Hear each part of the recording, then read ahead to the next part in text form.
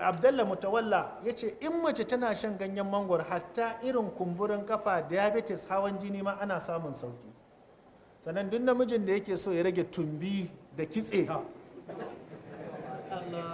to zan wuce wajen. Kun san akwai wata jarida a Ingila sun yi bincike sun gano, kuma sai na ga kamar sun ci karo, don a Ingila mai kuɗi bayi da ƙiba talaka ne mai ƙiba. A Ingila sun yi bincike sun gano duk mata masu ƙiba sun fi tausayi mazansu ba su da hawan jini kuma ba su mutuwa da wuri. Ni kuma na gamsu rashin mutunci da fitsara da rashin kunya da ba ni takardana sai siririya fara mara jiki. No, ku duba ku gani, mafi yawa ana samu, ko ba haka ba ne?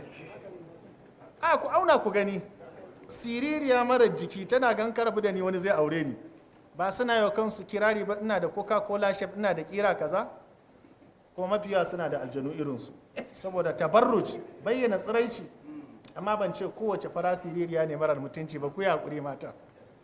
To saboda haka takaice duk mutumin da yake son ya rage tumbi da kitse, wannan malamin ya ce sai ya bi hanya guda uku.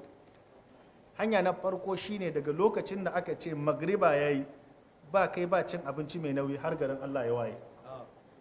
Tuwo ka rabu da shi, shinkafa ka rabu da shi, sai da ya ce za ka nemi abu soft mai ɗan laushi min al'asha ko daga cikin 'ya'yan itatuwa ko wasu abubuwa makamantansu. Suka ce to wannan za ka iya, amma duk mutumin da zai ci abinci mai nauyi kuma ya kwanta suka ce sai cikinsa ya fi na matansa in tana da ciki. Sannan kuma duk namijin da ya kiba har tumbinsa ya huru to sha'awarsa tana raguwa kashi 45 zuwa kashi 60 daga 100. Kuma yana samun sur'atul qazab ko sur'atul inzal. Shi yasa suka ce in kai control kuma duk wani abu mai zaƙi ka rabu da shi. Suka ce kuma banda cin abinci mai zafi ka sha ruwan sanyi.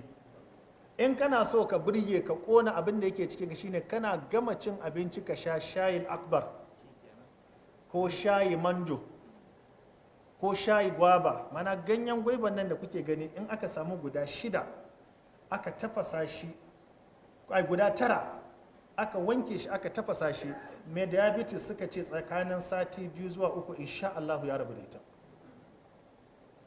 Suka ce ganyen gwanda ita ma an gano mutumin da yake samun low BP